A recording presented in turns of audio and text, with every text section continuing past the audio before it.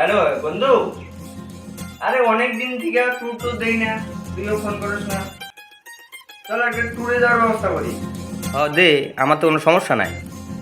আসলে বন্ধু তোর বাইকটা লাগতো। বাইকটা ছিল, আমি আমার বেস্ট ফ্রেন্ডে ফোন দিই, ও শিওর আসবো।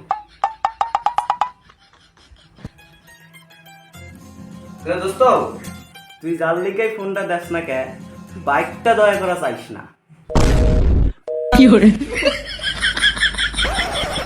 এই তোর একটা চিকন করে বন্ধু আছে না, ওটা বাইরে দাঁড়ায় আছে। ওই বলদটা ওরে মনে ভুলেও কবা না যে আমি বাড়িতে আছে, ওরে কম আমি বাড়িতে নাই। ও আচ্ছা, তাহলে ওরে চইলা যাইতে কই, ওই আবার গাড়ি নিয়ে আইছিল। গাড়ি নিয়ে আইছে? তুমি আমার মা না মানানো কলঙ্ক, আমার বন্ধু হয়েছে ঘরে নিয়ে আসো ওরে। বন্ধুরা বাসায় আসলে বন্ধু করে আপ্যায়ন করতে লাগে, তুমি চা বানাও, আমি আমার বন্ধুরে নিয়ে আসতেছি। বন্ধু, তোমার আসতে অসুবিধা হয়নি তো? না, আমি এই মাত্র তোমার এই ফোন দিতে নিয়েছিলাম। কিন্তু এটা তো দীপায়নের নাম্বার। তাতে কি হয়েছে বন্ধু, তুমি অনেক দিন বাঁচবা। বন্ধু তোমায় নিয়ে এবার বাইক ট্যুরে যাবো। বন্ধু তুই আমারে নিয়ে যাবি?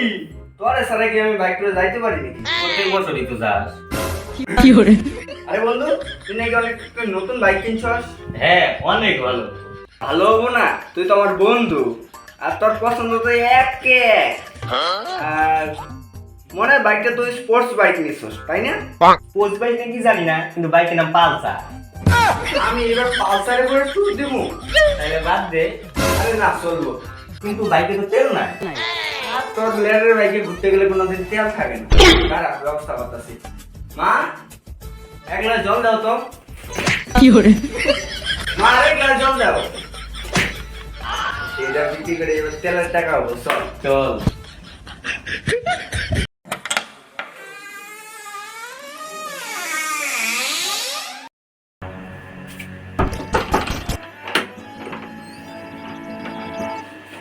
আয়, না, শুটকির গন্ধ আইতাছে।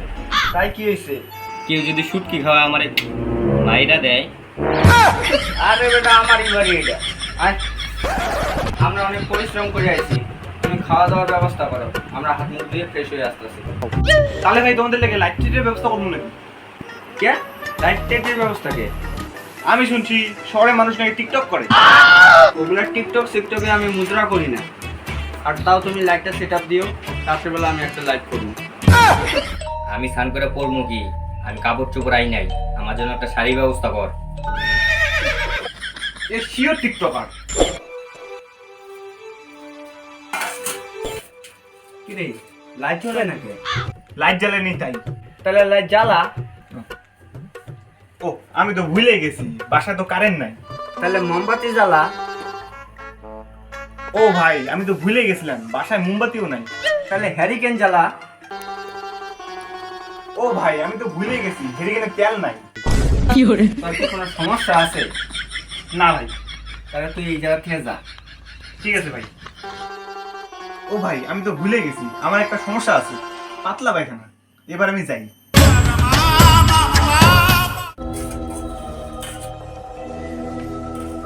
কি রে, তুই লিপস্টিক আর টিপ পরছিস কে? আমার বউ সাজতে ভালো লাগে। বিটিএস নাকি? বিটিএস কি? বিটিএস হচ্ছে কিছু কোরিয়ান হিজড়া, ভারতের কিছু মাইয়া আবার ক্রাশ। আচ্ছা, আমরা খিদা পাইছে, খায়ার লই। শুট কি? হ, শুট কি? তুই জানোস না আমার শুটকি পছন্দ না? শুটকি খাওয়া কেউ যদি মাইরা দেয়। শুকিয়ে নেই বলা, তুই ভাত খাস না, তুই শুটকি খাস। তুই ভাত খাস না, শুটকি খাস। এবার গাড়ি যদি নষ্ট না হইতে পারে, ঘুমিয়ে যেতাম রে। এই দরজাটা খোল তো। আমারই খুলতে লাগবে। রে, আমি ওই জঙ্গলে হঠাৎ কখন হয়ে গেছিলাম, তুই আমার রাই খায় বললি তুই আমার সাথে আসিস নাই? না? তাহলে আমি যারে মারলাম ওকে।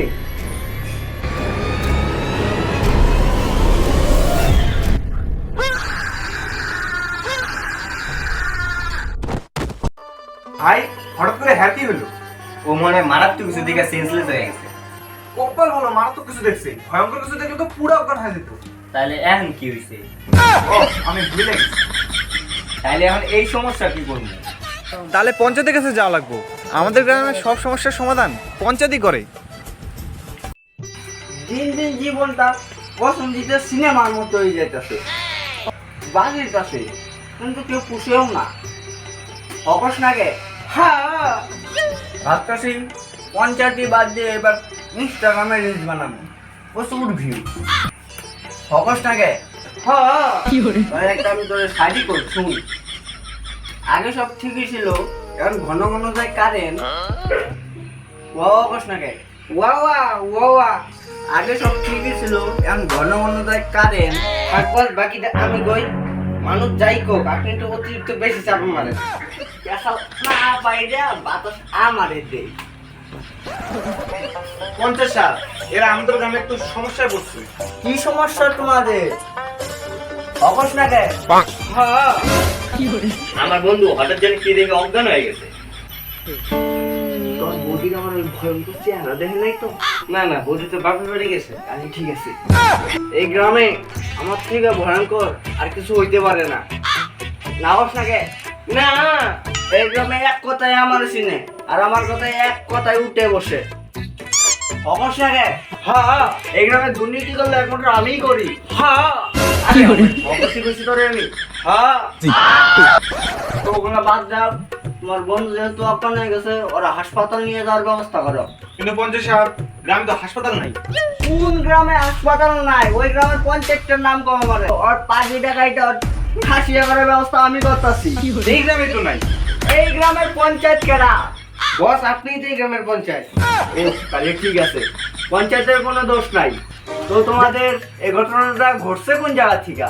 ঘটনাটা ঘটছে তো রোড নং 59 থেকে আসার সময়। রোড নাম্বার 59 মানে? তাড়াতাড়ি ওখানে এই গ্রাম থেকে বাড়ানোর ব্যবস্থা কর। ডাক্তার কইছে আরেকবার যদি হার্ট অ্যাটাক করি তাহলে আর আমার বাসার কোনো সম্ভাবনাই নাই। আপনার হার্টের রেট কেমন হয়েছে বস? এত কথা না কই আমার কোলে তুলে ঘরে নিয়ে চল। কি রে, রোড নাম্বার 59 কত সময় তো ভয় পাইলো কেউ? ওহো, আমি তো ভুলেই গেছি। এই রোডে একটা ইতিহাস আছে, আজ থেকে 25 সেকেন্ড আগে। বস ভাবি পালাইতে নিছিল তোর প্রেমিকের সাথে, ধরে নিয়ে আইছি। শয়তান পঞ্চায়েত, তুই আমার দেহ পাবি কিন্তু মন পাবি না। তোমার মনে কে মনে লাগে বুঝলো, তোমার দেহ তো আমার লাগে। আরে ভয় নিয়ে যা।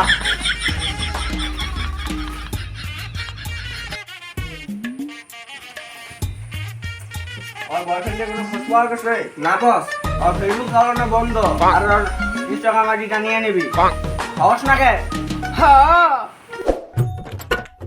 ওগো তুমি শোনো, পঞ্চায়েতের জন্য আমার ভালোবাসা এখন বর্তমানের জিও নেটওয়ার্কের মতো, শুধু আসে আর যায়। তাই তোমার জন্য আমার মনটা করে হায় হায়। ঝালমুড়িতে আমি খাওয়া বাদ দিছি ডাবরি, নাম তোমার জেরিন, কিন্তু ভাল লাগে আমার লাভলি। বোন তুমি আসছো?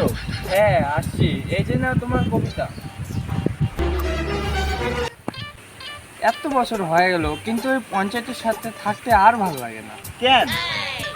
জিতের ছবির মতো বাজেট আছে কিন্তু মজা না। তাহলে তোমার একটা কবিতা শোনাই। আমার এক্স গার্লফ্রেন্ডের নাম হলো রিয়া, তুমি যদি রাজি থাকো তাহলে তোমারে করতে চাই আমি বিয়া। তাহলে আমিও একটা কবিতা করি। আমার এক্স বয়ফ্রেন্ড ছিল সরল সাদা, কিন্তু তোমারে বিয়ে করতে নেই আমার কোনো দ্বিধা। আচ্ছা আমি গেলাম, সেটা পড়ে আসি। দাঁড়াও, আমার স্মৃতি হিসেবে আমার এই কবিতার ডায়েরিটা তুমি রাখি দিও।